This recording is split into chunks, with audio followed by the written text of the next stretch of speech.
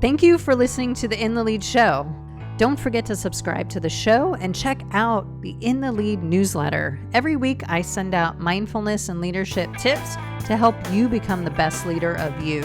See the show notes for a link to subscribe to the newsletter, or go to www.intheleadshow.com and subscribe there. Welcome to the show. Welcome back to the In the Lead show. My name is Jennifer Tsang, and today I am joined by Josh Little, who is the CEO and founder of Volley, to talk about how to communicate with context, empathy, and humanity. Welcome to the show. Well, thank you. Thanks for having me. Yeah, I'm really excited about our conversation today, and also to learn a little bit more about the app and how we can all communicate with more context and humanity. But before we get started, I would love to know a little bit about you. So who is Josh? Who is Josh? Well, career-wise, I'm a teacher who turned seller turned entrepreneur. I started my career as a public school teacher, taught in public school for a year, then realized that wasn't for me, moved into the corporate world in sales training, marketing roles at 3 Fortune 500 companies before I got the itch to start my own company, which was now 15 years ago. Maestro was an e-learning company. We built e-learning programs for medical device pharma companies. And then from the back and the profits of Maestro, we built a software product called Bloomfire, which today is like the premier knowledge management platform out there. And then built another company called Quizzer, which was the easiest way to create a quiz and embed it in your website, used by the top publishers in the world.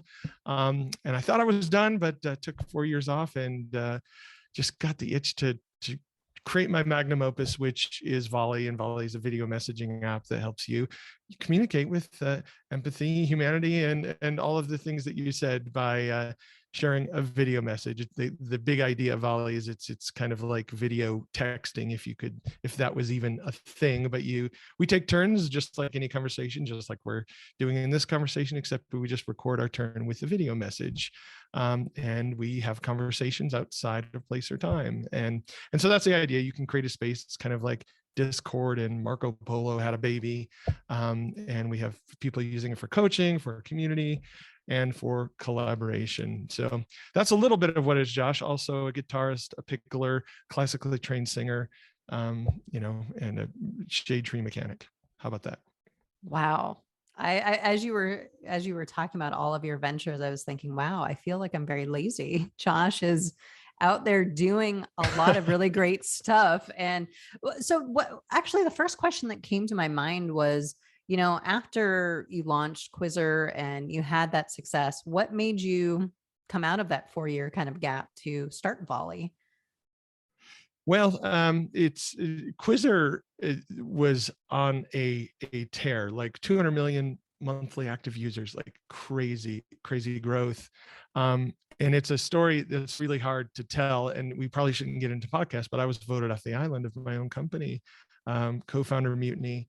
It was really rough. And so a couple of years of depression and like, I don't lose, and what's going on. And yeah, it's kind of a sad story in the way that the company, I hoped it continued to go to the moon, but it just didn't. And so I just can't let that be my last song that I play before I walk off stage. I know I'm mixing like baseball and musical metaphors here, but let's go for it. It's Thursday. Why not? Right? Why not? So that's why. And when, Bloomfire was a beautiful thing. Maestro was a beautiful thing. Quizzer was a beautiful thing till it wasn't.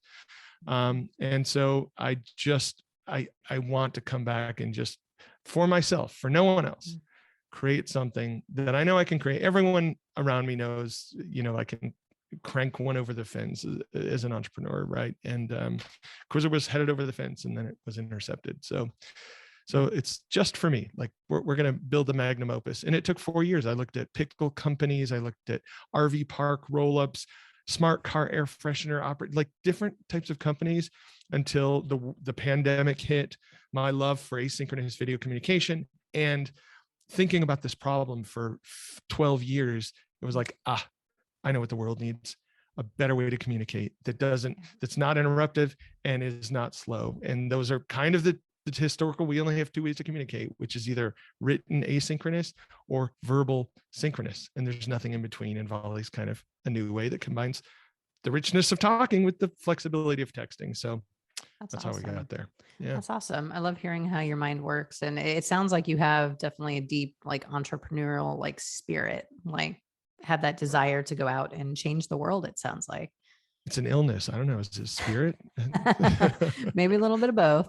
It Yeah, sounds spiritual in this moment. Maybe tomorrow it'll be like, wow, that guy was, right. What was he on? What was going on? We'll have my no, wife on the show tomorrow. We'll see what she right. says. We'll get the dark side yeah. of Josh. And but I'm curious in that desire that you had, and with us talking about how to communicate with more empathy, more humanity. Like, what does that mean to you when we talk about communicating with more empathy and humanity? Well, it really was born out of workplace communication, where I've kind of spent my career and done a lot of thinking. And that's what, as I kind of mentioned, there are really two ways to communicate with your team, or really just generally in the world. And they're really just digital ways of either writing on a cave wall or sitting around a campfire, right? You can either write, which is asynchronous, meaning you can write the message now, I can walk by it later, see the message, and write you another message, right? That's asynchronous, not at the same time. And so if we think about modern versions of those are text, chat, email, Slack, right? That's one form of communication. But there inevitably is a need, especially as we're trying to move work forward, especially when we're remote and we don't have proximity. There's a need to talk. We just have to talk to move work forward. There's no way around it.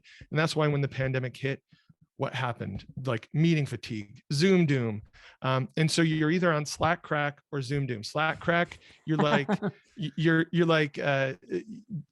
choosing to do something that you're 7 times slower at. Like I can speak 7 times faster than I can write a message, right? Mm-hmm. And when I write the message, I'll also kind of like psychoanalyze it and make sure, well, let me put that right word, and that bullet point should really be, let me just, so I get like, when we choose to write a message to our team, to people we're networking, moving forward, we're choosing to do something we're slowing at. And we're also choosing to do something that only contains 7% of the potential that we have as humans to communicate.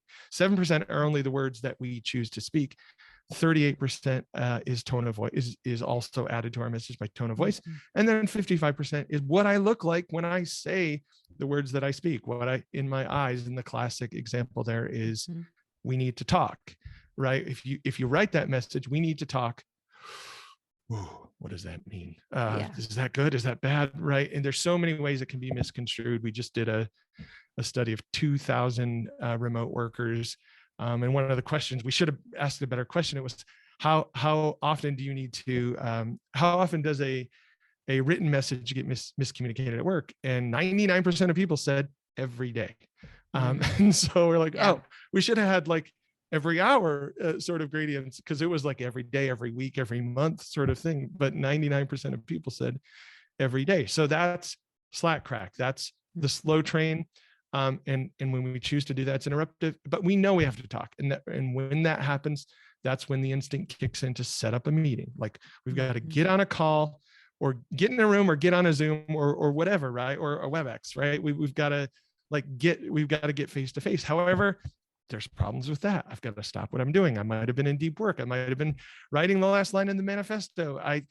We have to get in the same place. We have to deal with technical. Can you hear me? Is my microphone, like that is like, no matter how many times we've done it in a day, that always has to happen. And then small talk and like, like we did at the beginning, and the meandering of the conversation and all of the bad behaviors of meetings, people talking too much, the other people who want to chime in. And, and so those are the two options we have. Technology has only given us digital versions of those options. What if technology just made us better, where we could speak with full context, empathy, humanity? I could say my message, hey, we need to talk. There's no mistaking that I didn't save a lot of time there, but I just hit record, hit stop, it's sent to you. We need to talk. That's a good thing. And we should do it soon. Because I have something good for you, right? And so that's what I'm talking about and that's what we're kind of pioneering with Volley, is being able to use all of your faculties, all of your ability to communicate as a human, without the downsides of synchronicity, and then getting all these superpowers, like now I can listen to you on 2x. Now I can skip back and listen to what you said again. Now I can look at the transcript and see if I'm really getting what you're saying. And I don't have to answer in 200 milliseconds, because there's if I wait any longer, it's an awkwardly long pause.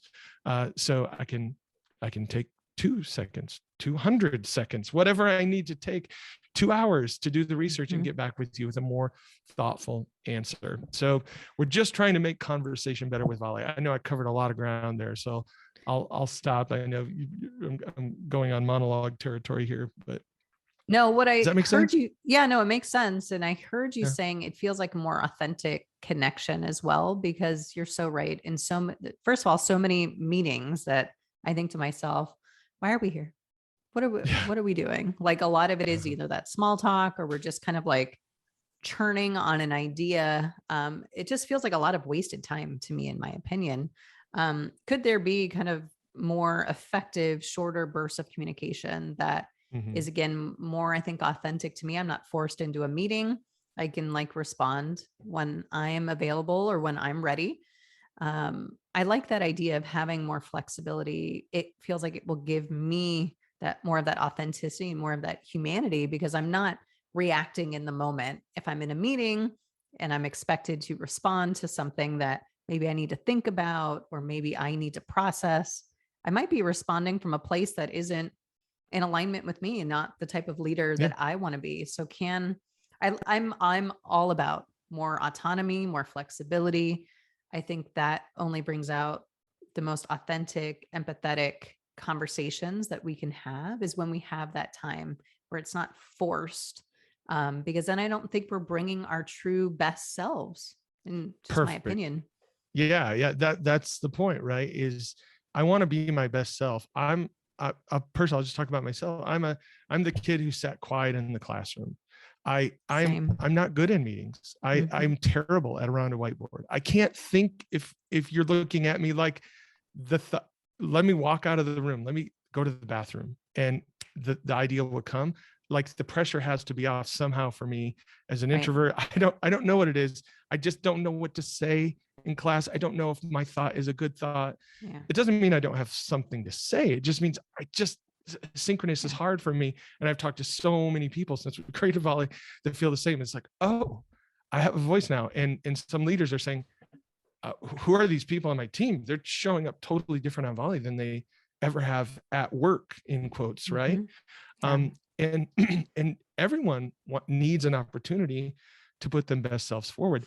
That just might need a little more space than 200 milliseconds. And I know I've said that that's kind of the culturally acceptable gap in between turns in a conversation, and it's existing across all languages and cultures. You have no idea when I'm going to stop talking, and that was an awkwardly long pause right there. And so we're forming our thoughts while someone else is speaking. And sometimes I'm just not ready in 200 mils. I don't know what to say. I'm terrible at debating for that reason. And so what if everyone had an equal opportunity to hit the record button? And it doesn't have to be right now in this minute. It could be in the next 5 or 10 minutes. Most conversations, most topics of business aren't like hair on fire, we've got to ship it in an hour sort of conversations. They're more long, thoughtful, drawn out, brainstorming when we want to, when we feel creative, not when the clock says we should. Those sorts of ideas. Yeah. I feel like the brainstorm, whenever I'm in like a brainstorming session, especially if it's a large group, you can always tell it's the same, like 1, 2, 3 people who basically take over the conversation. The rest of us are just sitting there like, like we're just along for the ride. Yep. That happens a lot. The other thing I was thinking about was, for someone like me who is a bit neurodiverse, I'm a very highly sensitive person. And I've talked to my boss and so many people that I work with about, I need time to process. I am like you, not someone who you can just throw on, in a meeting, and I throw something up on a whiteboard and then I have all these ideas and it can just come out. I need time to take a step back, really think about it. And when I do, probably like you, we come up with great, awesome, sometimes innovative ideas, but we need that space to take a step back to go, okay, let me process this, because it's going to take a few minutes or maybe a day even, to like really process this. And then I'll be able to come up with something they may never even thought of. But you That's right. can't expect me, just throw me up, into a room and just say, you're on. Like, I don't work that way. And I know a lot of people don't either, based on how much silence I hear on meetings where, again, it's just really a couple people just taking over the conversation. The rest of us pinging each other, going, why are we on this call? What's going on? Can I drop? Like, this is uncomfortable. Or, anything we can do to create more inclusive spaces so that people feel safe, they feel connected, they feel like they can have some autonomy about the conversation. And it's not about forcing people into conversations. I don't think that happens effectively. It's about us both joining a space when we are able to give our thoughtful response. Yep. So yeah. And the other thing I was thinking about is this something I challenge people a lot on. As a coach, I was always taught to really embrace silence and hold it. So I'm actually pretty good at holding awkward silence for a long time. And I I'm glad I didn't challenge challenge you. my boss and others. Well, but it goes back to what I said, right? We'll sometimes go into a meeting and he'll say, here's this problem. Let's talk about it. I'm like, whoa, okay, this is the first time I'm seeing this, right? I need some time to really think through and process. But if you're going, well, what do you guys think? No one says anything. All right, well, get back to me later. Oh, we'll just put that aside for now. I'm like, you didn't even give people time to really process it. And I think a lot of people need that time to have a thoughtful answer, they're not robots. We can't just push a button and start dancing. I mean, it can be tough. So I can see where this would be a great tool to help support people in that way. You're right. Yeah. And the risk is high, especially in larger and larger groups. If I start speaking, I know if I even breathe in, I'm committed. Like everyone's going to look, they heard Josh take a breath. He's going to say something. And as soon as my mouth opens, I'm on. And I hope I have my thoughts put together. And that's what keeps me silent usually, is I'm not exact. I don't know if I have it.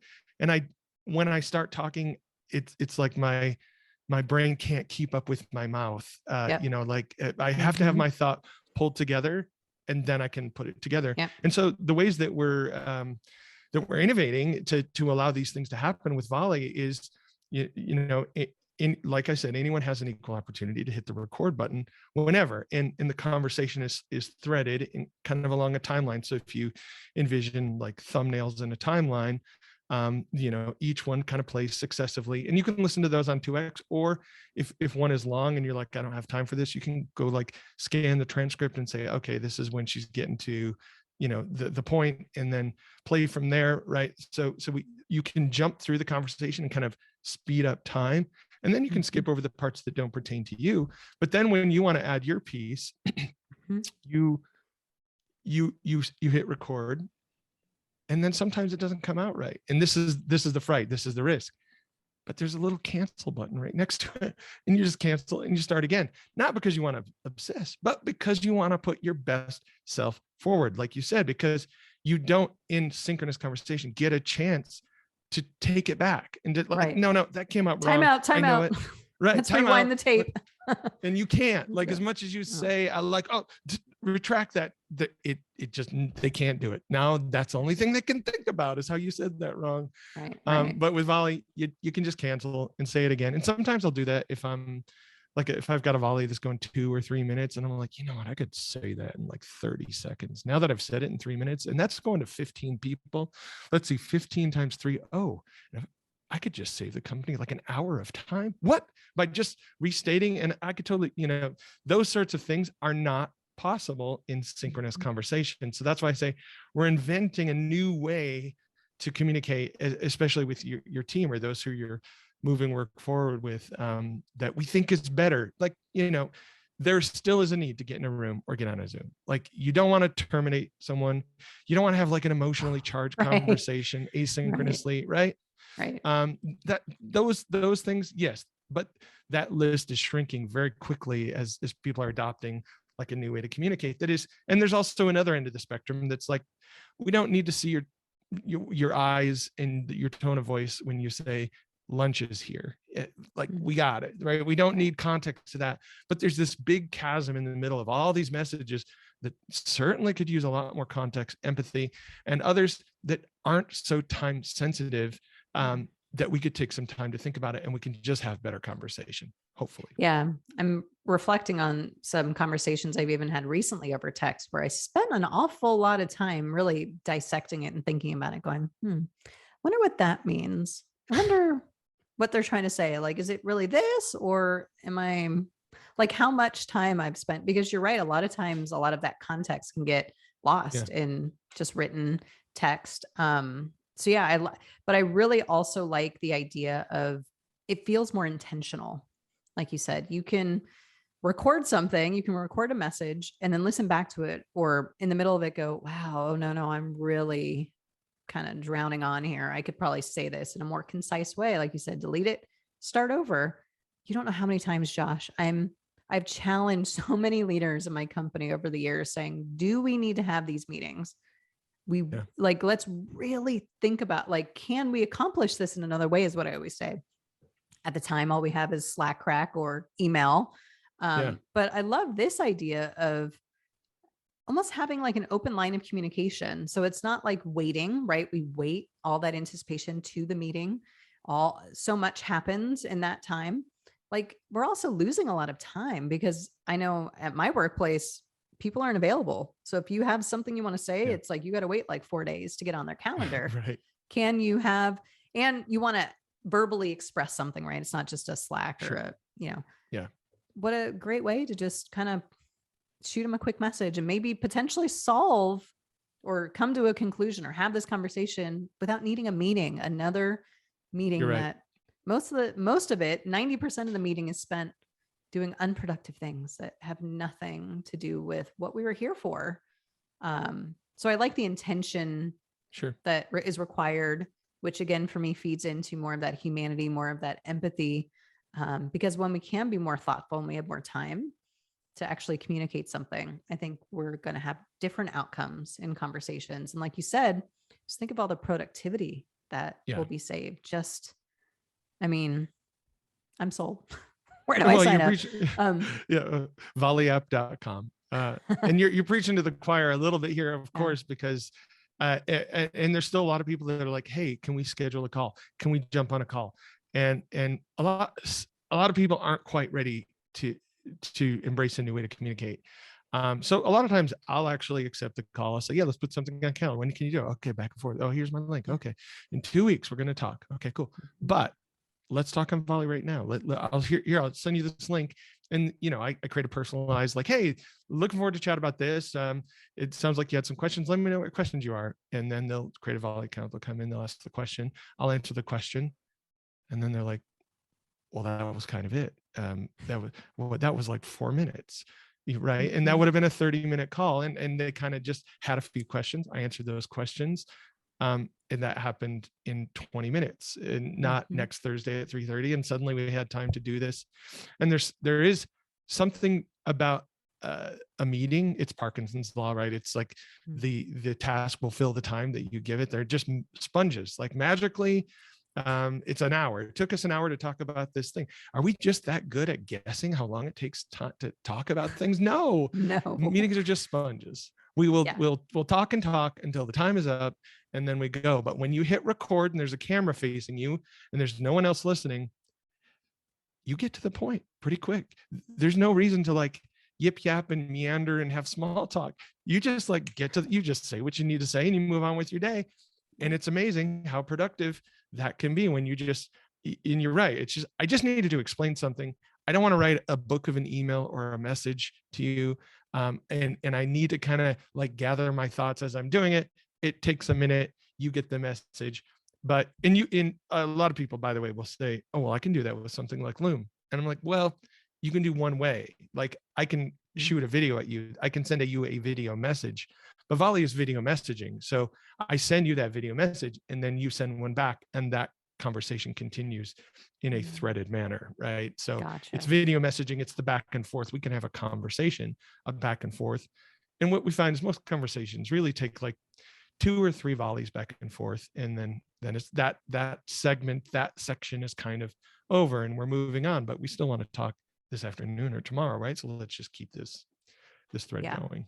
Yeah. I was going to ask, like, what is the difference between Volley and some of its competitors? And I was thinking, can you do something like that in iMessage? Can you send videos through like FaceTime or something? I've never used it, but yeah, FaceTime is synchronous. So that, I mean, you can't really chat in FaceTime, but iMessage, which is chat, it's text messaging, on Apple products. Yeah, you can totally send a video, but no one does. Why don't they send a video? And we've thought deeply about that. And it's because there's a text box at the bottom. That's your primary info field. So if you see a little chat of text, and we know what to do with chat, we see a little chat window of text back and forth. We see a little text box. What do? What's your brain trained to do? Click in that text box, write a text message, right? But Volley, it may seem so subtle, but it's really important. In Volley, you can also write a text message, but it's secondary. Volley's video first. So when you come into Volley, you see a camera facing you. You see a little timeline below, and there's a record button. Right below that is a little text character, like you can tap that and write a text message. But just that subtle difference makes all the difference in the world, because now 60% of volleys sent are video volleys. So people go to video first because it's way faster and it's way easier. And once you get used to that motion, like when people text me now, especially if I know they're on volley, I'm like, what? You want me to write an answer to you with these thumbs? Are you kidding me? Come on. So I usually just say going to volley and jump in volley. But yeah, that's the idea. And so other tools are like that, like Slack, for example. It's like, it's text. So now Slack has a new clips functionality, and you can create an asynchronous message. I'm curious what their stats are, but I'm guessing there's no way that 60% of Slack messages are now video. And it's just because the text box, it's the primary input method, and you think text when you go there. So if that's what you want, then stay on Slack Crack. But if you want something better where you can communicate with empathy and humanity, and that is the primary method, and that will speed you up and make you a better communicator and increase connection, reduce meetings, reduce loneliness, I might have something for you. And the price is right. It's free. It's free. I liked that when you mentioned concise, because when I started this podcast, I had a really big issue with being concise. And I would listen back and I would say, oh my gosh, why did it take me 10 minutes to say that one thing? Right. And that was when I really started to appreciate the value of being able to state something clearly and concisely, but in a way that connects and that it's authentic.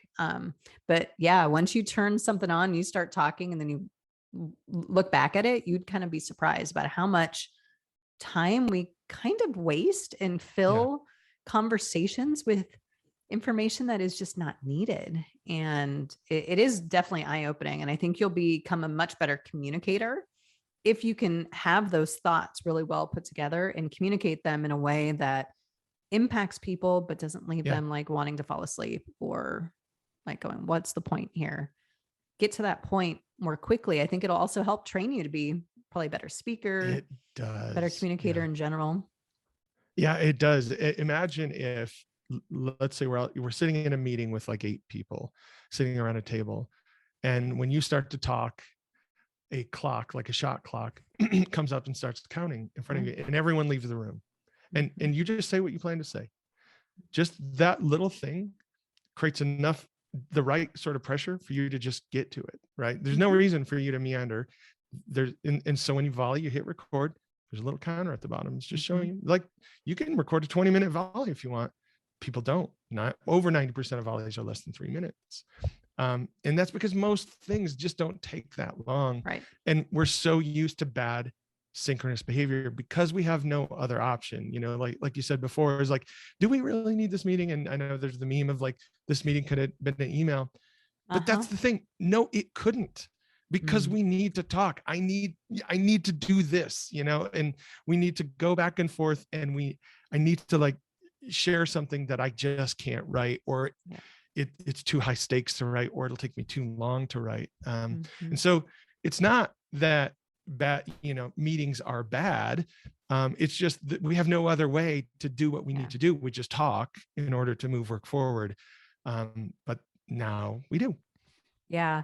In my private practice, I coach a lot of folks. And I think one of the things I realized early on with just people is that most people are verbal processors. Like Yeah. it would amaze me. I would come in, like, especially when I was new to the practice, I would come into these conversations and I would just ask someone a very simple question. What do you want to talk about today?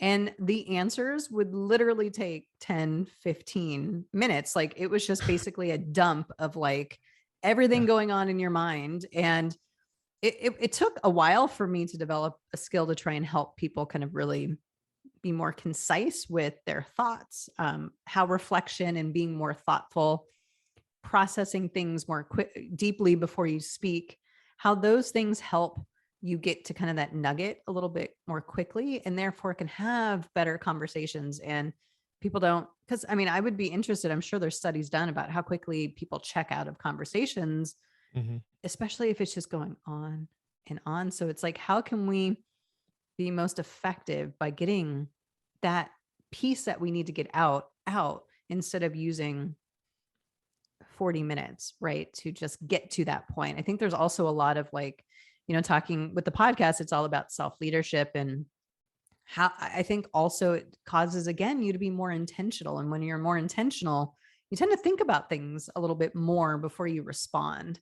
And just the more we can do that, like, I can see the possibilities with it, and having richer conversations, connections, having more empathy, building more humanity in those connections. It's just super powerful. But yeah, it's funny. I would say almost every client I've ever coached is definitely a verbal processor. So it's probably a pretty high. So think we're giving ourselves these settings, right, that are ripe. An hour long. We have to talk about this problem. You're basically giving yourself an hour to process. And we're all just here for the ride, like to watch you process, and maybe sometimes interject, but most of the time it's just like a one-way conversation. So I can see all the possibilities with this type of solution, especially in the workplace. Yeah, you're right. You're right. Now, let me just put a little disclaimer on that. We've had thousands of teams adopt Volley, and we have thousands of dead bodies. I thought the world and the work, especially the working world, would be culturally ready. This is why like community and coaching has just taken off with Volley.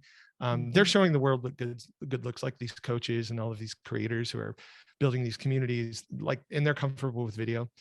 Work is pretty high stakes environment. And you can hide behind a Slack message. Just like I said, you can think about that thing for 10 minutes before you send it, and you can leave your camera off on Zoom, and you can take your cheap shot in a meeting. You can hide. You can just hide all day at work still.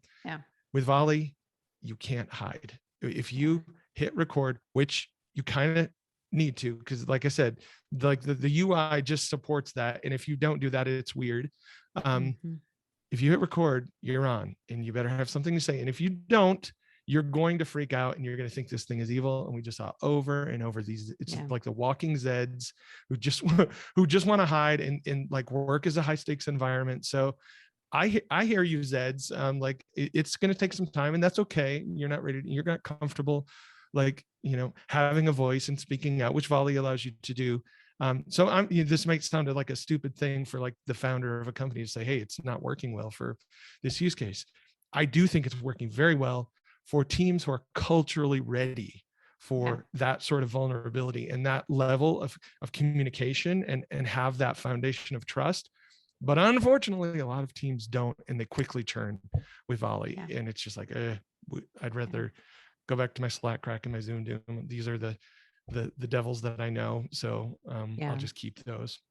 I agree with that. I think systemically, I think Volley or not, like that is the root of what a lot of the problems that we see in the workplace is around that belonging and that safety, and feeling like, can I trust that what I say here maybe doesn't get shared with someone else? Maybe it's more of a private conversation. I could see I could see this going wrong in a lot of different ways. You're right. If the culture isn't there. And it's so Yeah. amazing to me, working in a tech company, think that people, are on the cutting edge and they are open, embracing new technology and changes. You'd be surprised, like how many people are still just hesitant to make changes because maybe fear or maybe just their own discomfort, right? Like, oh, I have to learn another, or I have to use Yeah. another tool or technology. It's just kind of Uh, wears yeah. on you sometimes,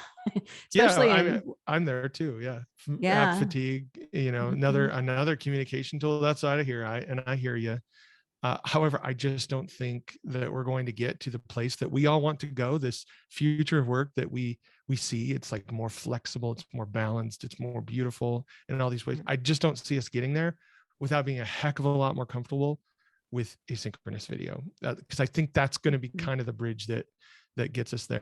And Simon Sinek recently said, "Hey, y'all, this," and I'm paraphrasing here. The only reason this is working is because we knew each other before the Mhm. pandemic hit. Add new people to that mix, it gets a lot harder. Start something new, it's a lot Mhm. harder. And for that reason, a lot of the most successful volley teams are new teams. So I hear Mhm. every day, like, Yeah. "Hey, I tried using volley at work, and I just like I got a protest almost, but we're using it for my side hustle, or Yeah. we're using it for this other thing because you're right. We're trying to do big things. Stakes are high. Communication is low. Let's, let's communicate with all we got. And Mhm. volley's the best way to do that. So I'll take that for a while. And as an entrepreneur, I'll focus on these coaches and these communities who are just flourishing, and they can show the world what good looks like until the working world is ready and willing to take that next step into the future. I can be patient. Yeah. Oh, that's awesome. I was thinking, where do you see the future going with volley as in reference to communicating better with more empathy, humanity, all that? Like, where do you see like volley evolving to in the next 1 to 2 years? Yeah, well, I really see, I mean, volley itself, what we're focused on is trying to help. The video messaging thing is really great, especially one-to-one. Right. Mhm. And it's great for small groups. It's just like a fundamentally better way to communicate. And this is why Marco Polo has taken so much traction with like family communication and staying connected with your family. It's just really good for that, right? Mhm. But where we're taking volley is to a place where it's getting better and better for larger and larger groups. So now we have, you can create a volley space and invite people in, and the conversation starts to get a little crazy around 1,000 people like that. It starts to feel a little heavy, a little too busy. Notifications are too much. We're building a bunch of functionality and features that help make video less dense. Like you can hover over a timeline and you can just see the transcript like pop Mhm. up, and you can kind of flash and scan what's going on. And we've created threads where you can have side conversations off of a main conversation, right? And just allowing this rich medium to be a lot more flexible. And so that's where we're going as a product. But where I think we're going as humans and as communicator is a place where we are in different environments throughout the day, whether we're working, whether we're trying to communicate with our friends, whether we're trying to connect with other and with other professionals, network with other professionals. We're in different environments throughout the day where you're in a coffee shop in the morning, then you're dropping the kids off, then you're back in an office, then you're at a lunch, and then you're at home in the afternoon. And however you're communicating, whether it's for work or not, you can't Slack while you're walking the dog. You can't Zoom in a coffee shop. So the communication tool for the future has to be somewhat of a shapeshifter. I talk, you read, she listens, because we're in different places and we have different needs. And so I need to Mhm. be able to input in the way that's most efficient for me, and the tool needs to output in the way that is most efficient for them. So I think as a human species, that's where we're going with communication. Technology can help take us there, where it's best input, best output, because we're all in different places all throughout the day, and it needs to be a lot more flexible in that way. Yeah. I really love that idea of flexibility. It's something that I think about a lot, and how much more I feel like we could just get done in a day if we had more of that flexibility and didn't have the constraints of, Slack or Zoom or email. I'm all for it, but I can see what you were saying Yeah. about safety, and that's really important. What do you think, like if an executive at an organization is listening to this and saying, no, I think, volley might be great for my team and I want to explore it, but there might be some concerns. What do you think are some things they can do to help build that environment so that it does feel safe? Yeah, well, this is Patrick Flenciano, and leaders need to get naked first. So, that's the thing. Like, you just need to model it and show. So if for that leader, and what we're finding, another thing that is really working well is maybe the entire team isn't ready, but leadership teams, this works really great for very busy leadership teams, just staying connected, walking to your car, just saying, hey, I had this meeting and it went really well, but I'm thinking this, like, you're not going to sit down in your car and write all that out. Right. And you're not going to schedule a meeting, but it's hot off the presses. I just had this meeting with this investor and whatever. Right. Yeah. So it's really great for leadership teams. So I'd say just try as a leadership team and just think about, like, could the rest of the team adopt this? Could we be culturally ready for this? But you're going to have to lead and show what good looks like, and be willing to be vulnerable, be willing to send that volley where you messed up and you said something and then you laughed at yourself, be willing to not be all in this really great looking environment with a leather chair behind you, and be, volley on a bad hair day and send a voice volley before you take your shower in the morning. You're going to have to lead in that way to help the team realize that that's okay. That's okay that I send a voice volley if I'm not camera ready. That's okay that I ask a question in text. And but most of the time we try to use video, because that's the maximum message, and that's what's going to help us connect better, reduce that lack of or that loneliness, and help us knock meetings off of our calendar, because I can constantly check in and sync up and unblock right now. We don't have to wait till Thursday at 3:30. Yeah. The other thing that was just popping into my mind as you were talking was my issue with texting. Now, I have pretty small hands, but for some reason when I text, like, I must have a fat thumb or something, but like I am always like misspelling, like hitting the wrong key and then going back and going, what the heck?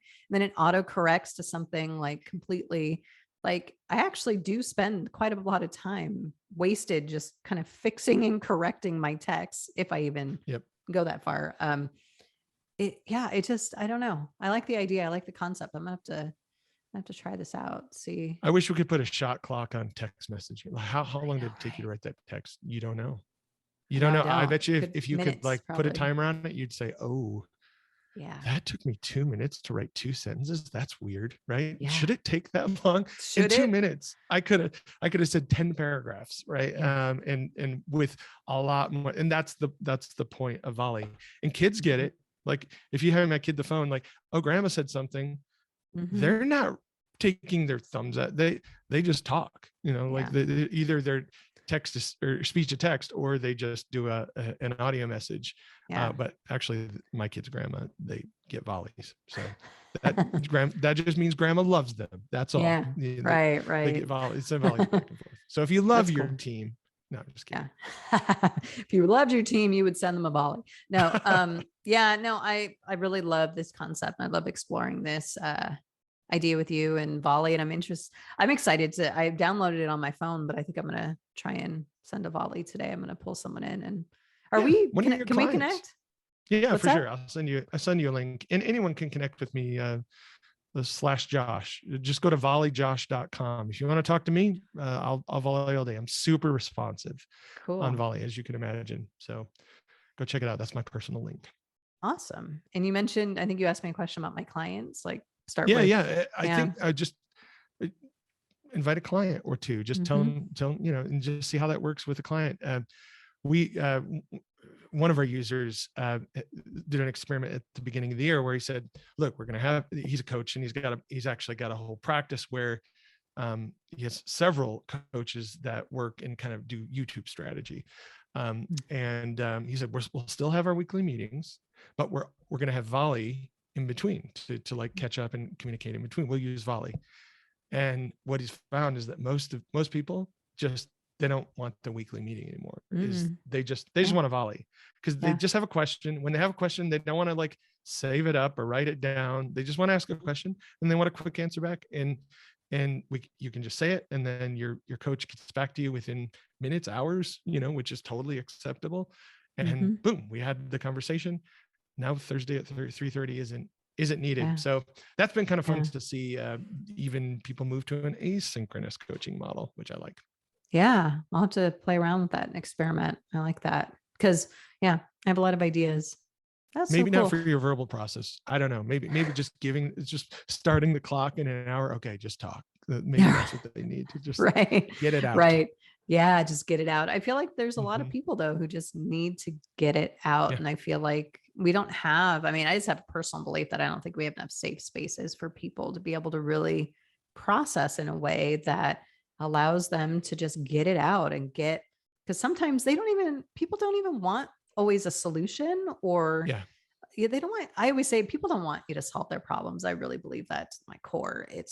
I don't know if people want you to solve their problems. I think they just want you to listen. And a lot of times it is just that verbal processing of getting it out. And through that processing, maybe new ideas pop up, or things connect, or they kind of almost stumble into their own kind of truth or whatever that is. So I think, but could you do that in a more bite-sized kind of manner? Yeah. That might even be more effective than Well, just, that's what I was just thinking, is like, I agree with what you said. And I don't know that I've thought of it like what you said about there's not enough safe spaces to yeah. get it out. And I Mm-mm. as a leader, for the last 15 years as a CEO, Mm-hmm. it is a lonely job. Even you can Mm-hmm. have co-founders around, you can have investors around you, but when it all rests on your shoulders, it feels so lonely. And sometimes you do just need to get it out. And sometimes you cannot say those things to your co-founders, and you should not say those things to your investors, Right. but you feel those things, you think those things. Right. Where do you say them? Right. To a coach. Right. But Mm-hmm. that's so I was just thinking, what if, because I'm part of several mastermind groups on Volley, I wonder, what if I just pitched the idea of creating a channel called Get It Out, and Yeah. just like, hey, this is a place when you're feeling that way, Mm-hmm. get it out, and we're Get it going to out. understand. We're going to, Yeah. yeah, I don't know. That's a cool idea. Yeah, no, I like that idea. That's just something that I've noticed over the years as I coach people, is it just feels like people just want to get it out. And even with spouses, right? Maybe you don't want to necessarily bring all of that baggage from that day or those burdens, you don't want to open up maybe in that way, or even to friends. You don't want to feel like you want to like dump all of that on them and create like, let's go to dinner and I'll just talk to you for 2 hours. But sometimes I think we need some of those safe spaces just to get it out. Like, don't Yep. expect anything, don't want a solution, don't need you to fix my problem. I just want to kind of get out what's all. And I find the more that we do that, at least for me personally, it gives me a better, more concise way to communicate, because a lot of times what Mhm. gets stuck is all of that verbal processing that we haven't done. So the more we can do that, kind of get all that out of the way so we can get more clear and be better communicators, more empathetic, more authentic. Um, yeah, I've just Do noticed you it in think my own your life. It's clients powerful. could, do you think your clients could do that with each other? I'm wondering if there's a group coaching potential, right? Mm-hmm. I mean, if they're all, Yeah. because you're coaching leaders, right? Mm-hmm. Uh, Mm-hmm. would that be cathartic for leaders to share with other leaders that maybe do or don't work at the same company, to just have a peer group or support group in that Mm-hmm. way? Could that work? Yeah. I think it could. Again, it goes back to safety and trust, I think. But Hmm. I also Yeah, think that true. it's built over time.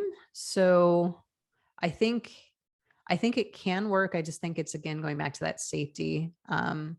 One of the things I think about with, especially in corporate settings, is compliance is also a really big issue. Is like, we want to make sure our applications, our tools, everything is secure. And I'm sure right? There's different levels of Yeah, of course.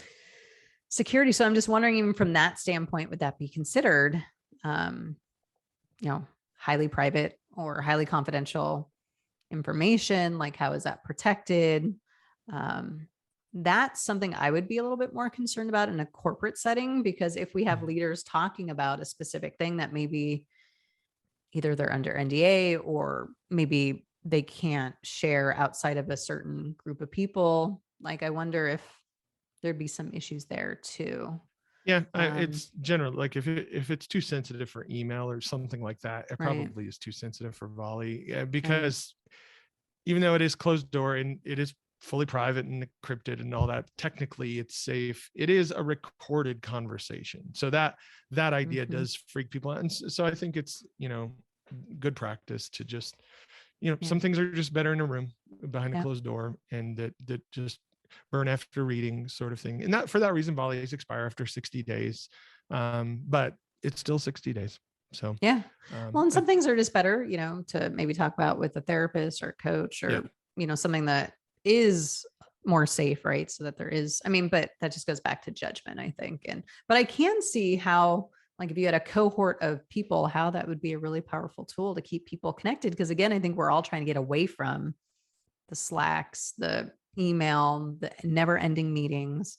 Like, could we just have a quick conversation while I'm walking, after work? Or if we could just do work. What? Right.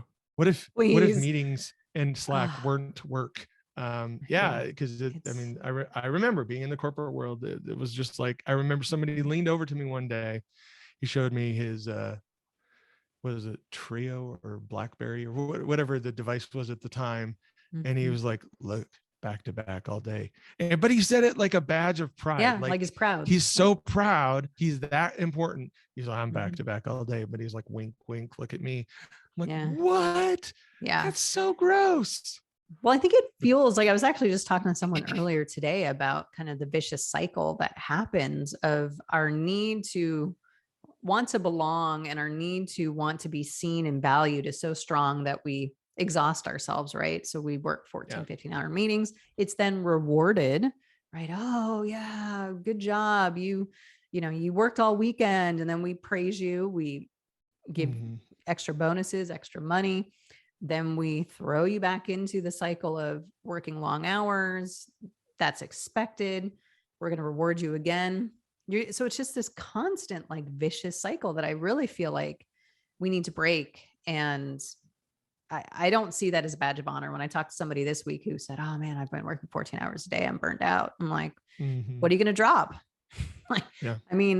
We have to drop things that aren't meaningful. And I could say 70-80% of the meetings I attend could really be done in a different way. And I love volley, so I'm going to explore this. Well, but I don't think I'm the only one either, right? I really don't think it's a corner case. I think most of us are spending a lot of time in meetings and things that we don't necessarily need to be in. So I really had a great conversation with you today, Josh. Thank you so much for attending and being a guest on the podcast. I would love, how can people find you? Where can they find Volley? Well, the best place to find Volley and really me is volleyapp.com. You can go download the app. We have apps for iOS, Android, Mac, PC, desktop apps, as mobile. So go check it out. And you kind of can't get away from me, or at least the team, because every new user gets a conversation called Hello Volley, which is a direct conversation with the team. So, and I am less active in there than I used to be, but I was pretty active in the early days. It's just getting not scalable to do those sorts of things anymore, but I'll send you a personal link. And you heard earlier in the podcast, if you really want to talk to me, volleyjosh.com. I will do that. Thank you so much. It was a pleasure having you on the show today. Thank you so much. And I look forward to seeing you on Volley. Awesome. Yeah, we'll see you on Volley.